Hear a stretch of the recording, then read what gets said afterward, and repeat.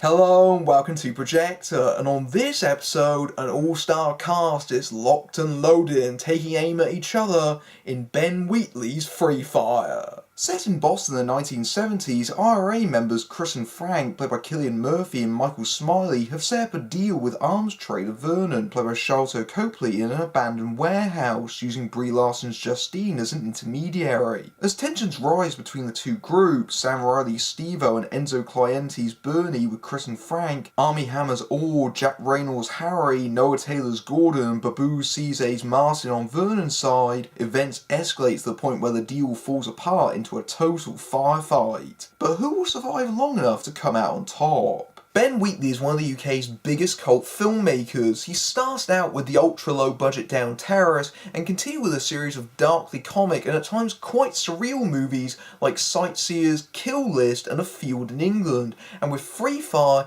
he's very much on the cusp of moving into the mainstream. My personal experience with Wheatley's movies is that I always find them a bit hit or miss, if you excuse the pun. I like them more in concept than I actually do in execution, which is very weird. They seem like movies that I should really love, but at the end of the day I always find them a little bit underwhelming. Such as my experience with High Rise, his last movie, which was an adaptation of a very challenging book that took 30 years to bring to the screen and was full of these complex social commentaries and hierarchies and all these different characters and storylines that he had to juggle. It's very much understandable why for his next movie Wheatley wanted to try something a bit more simple, and thus we have Free Fire. And I think it's also meant to be his tip of the hat to the sort of action movies that came out in the 70s and the early 80s. Wheatley has been on record as saying that he feels like action cinema has got a bit too big, in that there's too many things exploding, there's too many people getting shot, and it just doesn't feel believable anymore. And Free Fire very much intends to try and take that back to something a lot more self-contained, so you have this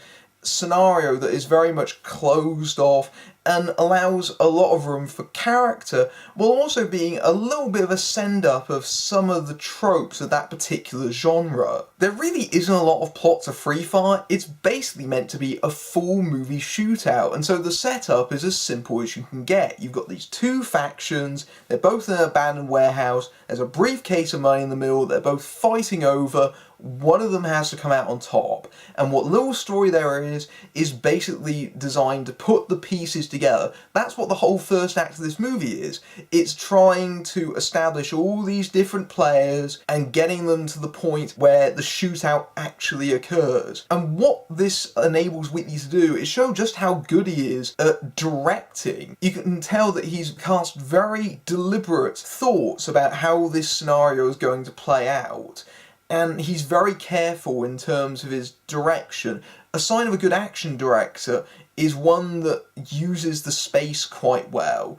And so what Wheatley does in the first portion of the movie is that you'll note how all the locations are all ones that will pay off later in the movie. So he has the characters literally walk through where they're going to go. You have characters that are going off having their conversations on one end, and you have the other characters talking by this van here. It's very important that we know where everyone is in relation to each other, because this is meant to be this big ensemble movie, and once they start shooting at each other, you gotta know where they are in relation to each other. And that can be quite difficult, because it is quite a large space. It's easy for them to get potentially lost, and there were a few instances in this movie where I got a little bit confused over where people were in relation to each other, but for the most part, Wheatley knows how to use the space very well. What it also shows in terms of his direction is something that really shouldn't come as news to people who have been following Wheatley's work, in that he's really good at building tension.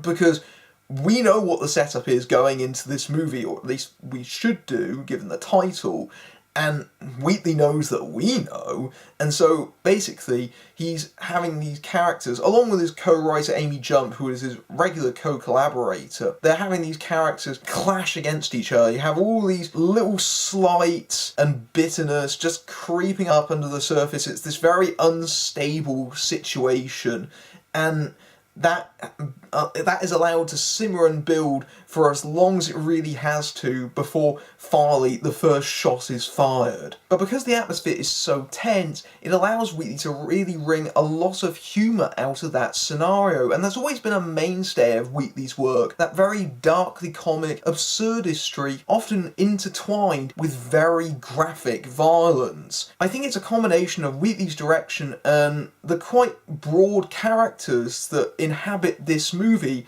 You can tell that the actors are very much having a whale of a time, because the period setting very much allows them to play these quite larger-than-life characters. There's a reason this story is set in the 70s, is because it allows for these quite colourful individuals, literally colourful. You talk about the fashions of that sort of period, and they're very much on full display here, and that's meant to be part of the joke. You know, everyone's going around with these massive collars that have terrible floral patterns. Some of the colours are quite garish. You've got Brie Larson in a pantsuit. Everyone looks dressed up to the nines. It's got this very vain environment. Everyone is very self-conscious in their own way, and that they're all trying to be very fashionable, clearly not dressed up for a gunfight, and it's all these egos coming together in one place because they're all so vain. And because they're allowed to play big, I think while the movie has a brilliant cast, you've got the likes of Cillian Murphy, Noah Taylor, who's a little bit underused, Wheatley regular Michael Smiley is Murphy's right-hand man, but there are definitely performers that go big and walk away with the movie, and chief among those is Sharlto Copley.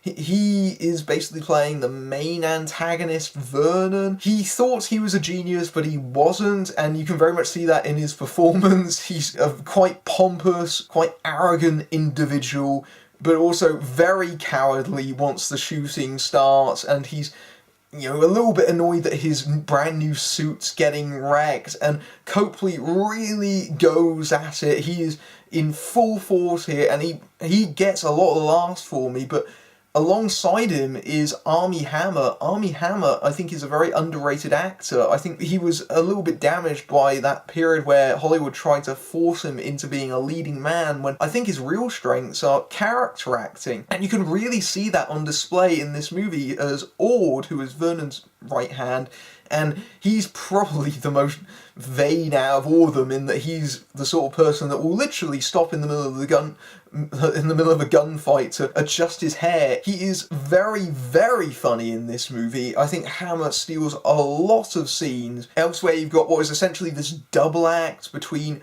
Sam Riley and Jack Reynor, because those characters are chasing each other through the movie.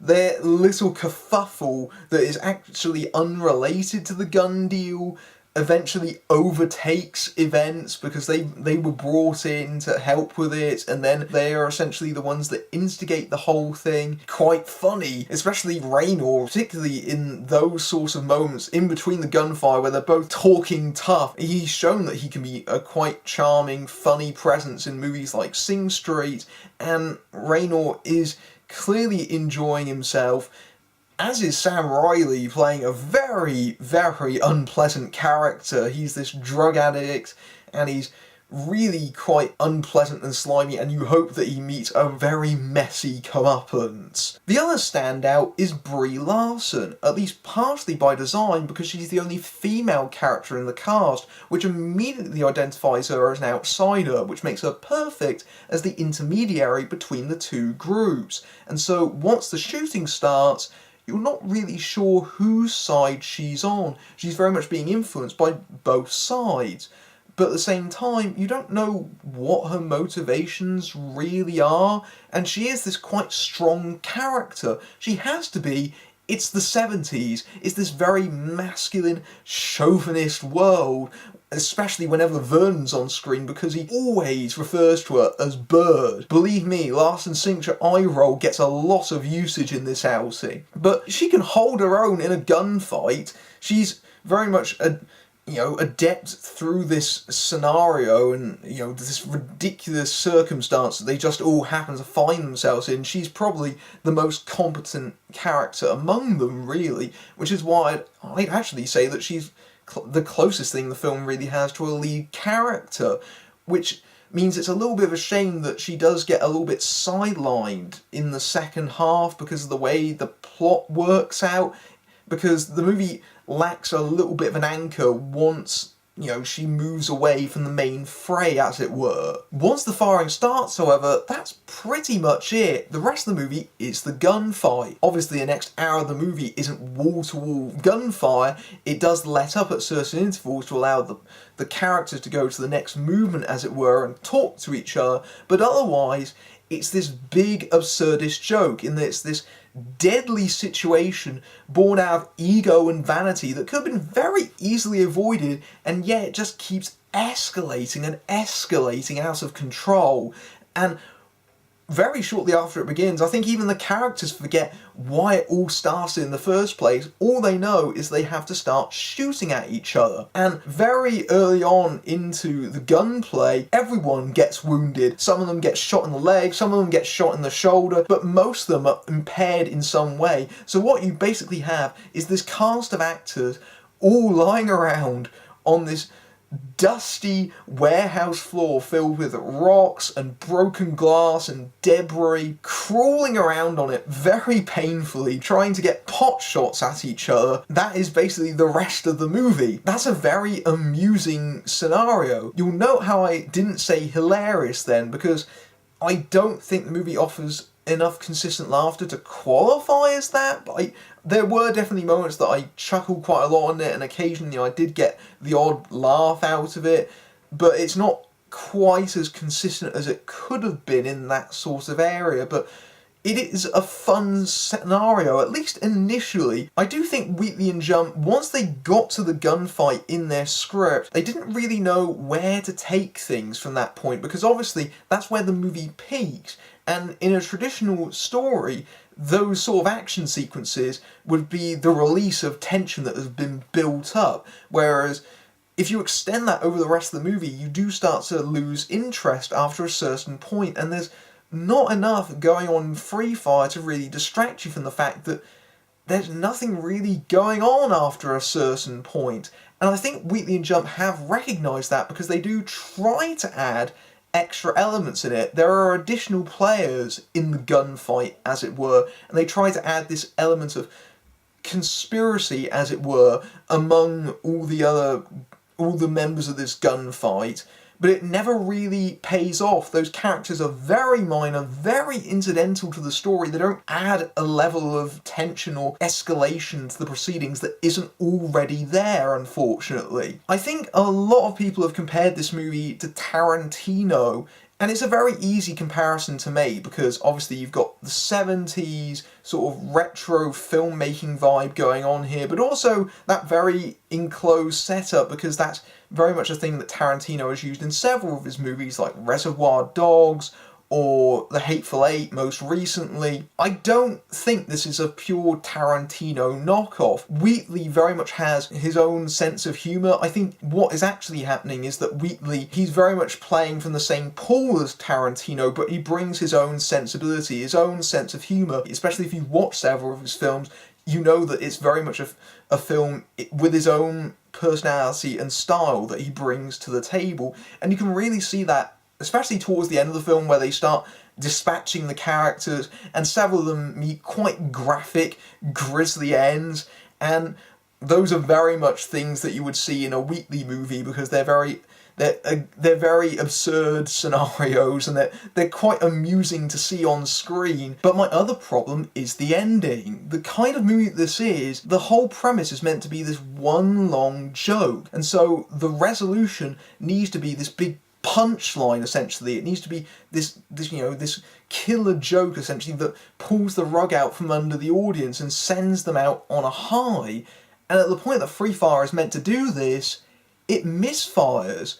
The wrap-up of this movie is a bit of a limp shrug, and that's really unfortunate, because it makes the films feel even more small and minor than it already is. It feels very much like a diversion for 90 minutes, and that's about it. And it's kind of indicative of the problems that I have with Wheatley's movies, in that I enjoyed Free Fire to a certain extent while I was watching it, and I love the concept of it and how enclosed it is, but it doesn't quite hit the target all the time.